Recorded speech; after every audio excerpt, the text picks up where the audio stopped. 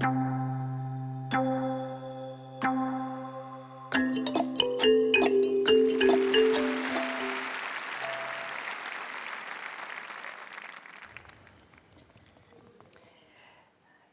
is an anger across this nation we choose not to acknowledge.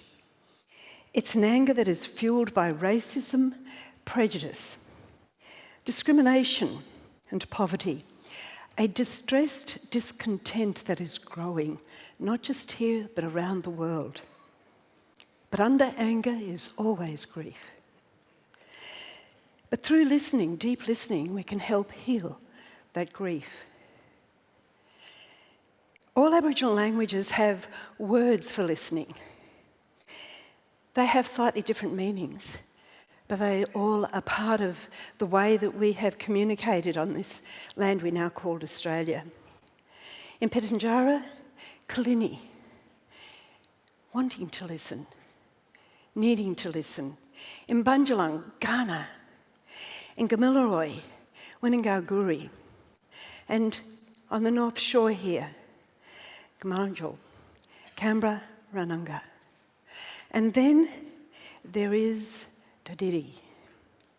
Inner deep listening and quiet, still awareness. Miriam Rose Ungamar Borman, a senior custodian, knowledge holder, leader, school principal from Nayu in the Daly River of the Northern Territory, says Tadiri is our most unique gift. It is perhaps the greatest gift we can give to the rest of Australia. As I embarked on my PhD fieldwork, trying to understand the context, the way that we communicate with each other through violence, I knew it was these principles I needed to learn and to use, to listen in reciprocal relationships with no judgment, just to try to understand. I invite you now to sit with me for a while as I tell some stories, to show you what I learned as I listened. In 1987, I was working with the Aboriginal Coordinating Council in North Queensland, sitting in long meetings with council members and government authorities, long discussions about policies and programs. But in the evenings, I'd go out and I'd sit under a mango tree and listen to elders. And as we talked, I started to come to an understanding that they actually were talking and thinking about something slightly different, caring for country, making sure country was healthy, worried about their children. What's happening with our youth? And what is this violence in our families? I needed to find a way to understand that violence, to understand where it was coming from, why it was happening, and more particularly what we could do about it. I came back down to my own country, where my dad was born, the country where his people had moved to after the Hornet Bank massacre, up from the Upper Dawson, moving across to the Fitzroy Basin or Campton. That was going to be the site of my fieldwork. My understanding of violence transformed as I listened to the stories of multi-layered grief and trauma, intergenerational, complex, compounded. Some years into my PhD, I got a call from a doctor in a surgery in town, and he said, can you come down here? I have a woman here in my surgery and I just don't know what to do. So I left my office and I went down to his surgery and walked in, and there was a woman sitting there. And she was frozen solid, just staring at the wall. There were two children against the wall, intensely looking at her, I think wondering themselves what was happening with their mum. I didn't know what to do either. So I walked over and I sat at her feet, and I put my hand out to touch one of her feet. And tentatively I said, I haven't seen you around town before. Have you just come? Where have you come from? And she said, by train. I've just come down from Cairns. I said, what were you doing in Cairns? I was in Yarrabah. Oh, in Yarrabah, have you got relatives there? Why were you there? And like a floodgate, this story swirled and cascaded over me. She had just buried a daughter who had been killed in a domestic assault. She had come there just after she had buried a son in Mount Isa who had suicided. She had another son sitting in a prison who was on suicide watch. In a trance state, she talked, winding back through her childhood, removed as a child, placed in a children's home, abused, leaving when she was in her early teens, living on the streets, years of sexual violence on the streets, even in a watch house.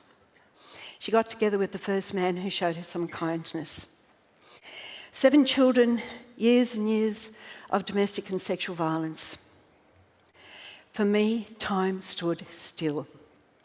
I listened, trying to quieten myself, just to hold and to witness her story, knowing that I was crying, but unable to stop as I came to hear and understand the multiplicity of the grief and the complex trauma of her life.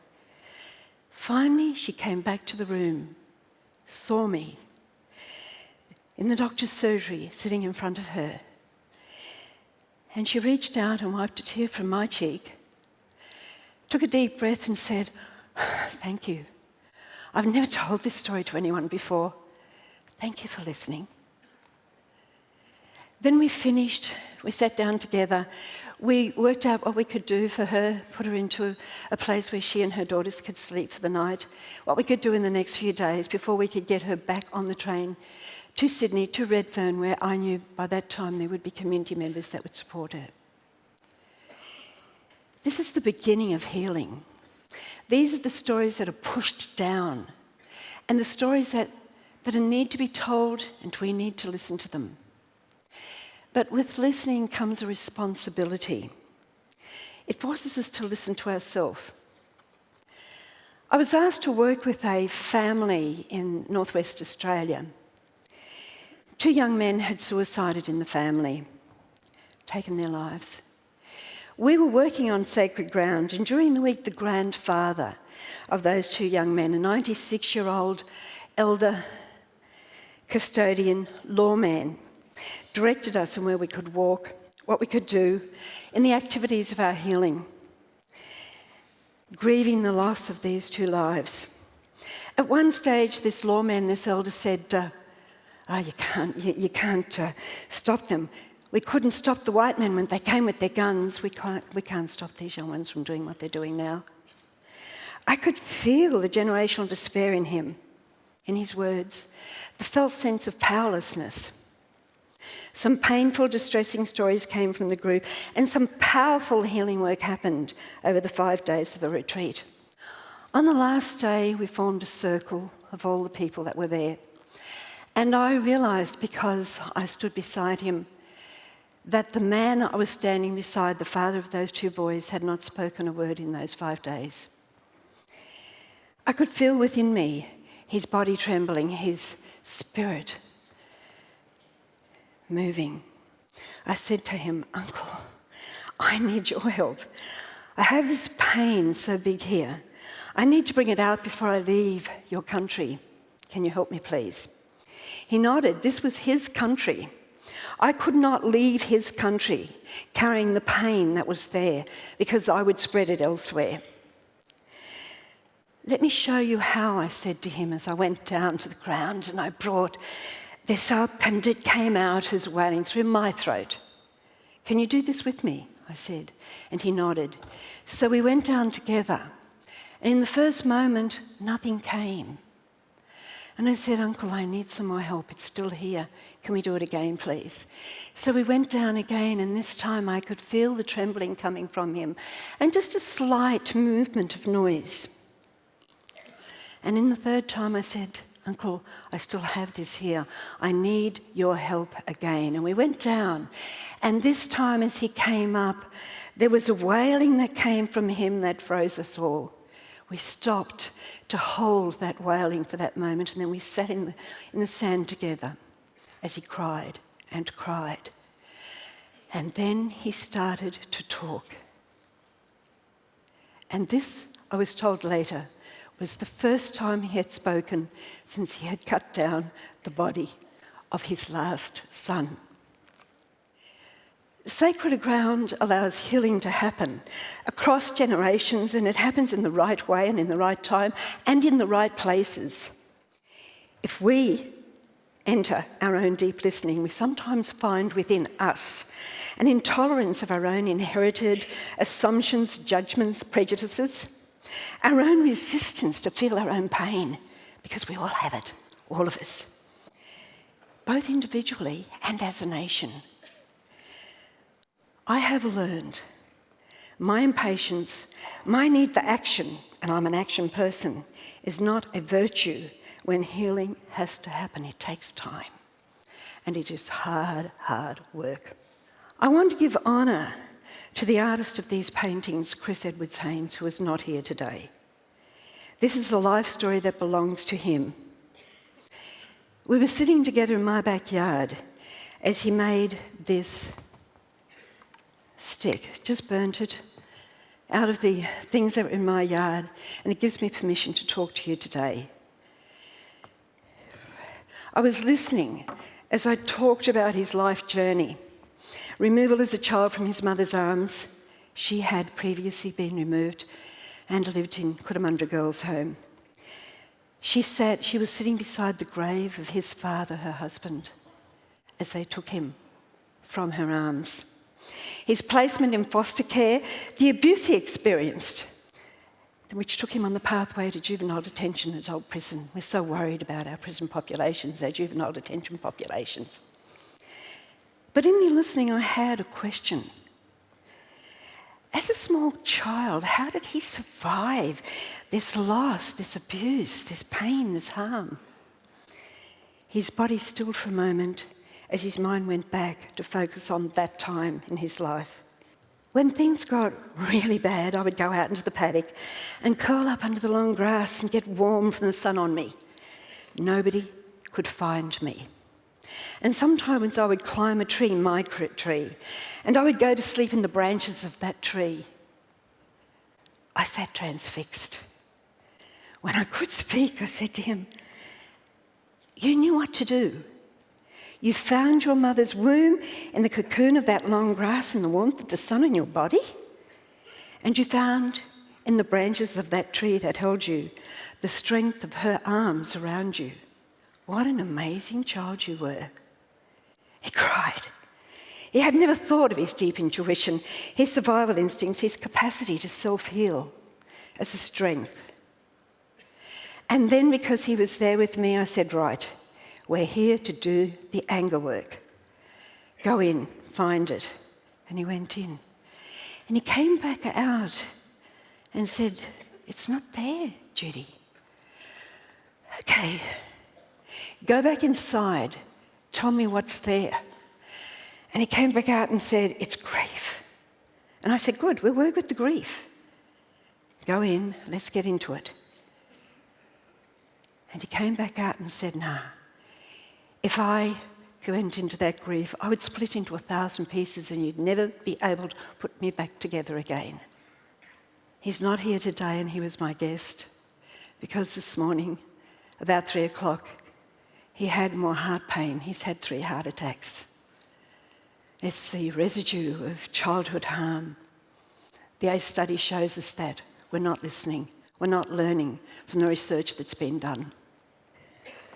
There is a truth in this country we must confront as we move into maturity. Grief, the grief of separation and loss, of shame, of pain, deep and unresolved. A woundedness that is much more than the commemoration of the Anzacs, and much, much more than the celebration, partying and boozing that we have on Australia Day. This country is more than that. It has to be. It holds the trauma of many people across many generations. The Indigenous, the invaders, the immigrants, all seeking refuge from pain and disorder that we humans are so good at creating in this world. It is time we started the work of deep listening, we all together, the I's coming to we. Working with each other for transformation, listening deeply to one another in contemplative reciprocal relationships, a mindfulness to the multiple stories embedded in the lands we call home, our place, Australia. Miriam Rose said, "Diddy, is the Aboriginal gift to this nation, a gift that we all have been waiting for. It is this gift of listening. If you accept this gift, as a nation, we can all grow together. But it comes with a warning. And I guess Mandela in South Africa has taught us this as well. That if we do not put our mind to growing leaders, leaders who can listen with compassion, with understanding, if we do not understand that it is our duty now, once we understand and accept this gift to act, then the lesson from South Africa, with all the goodwill we may have, the leaders that come after us will not be able to grow the future for our children. Thank you.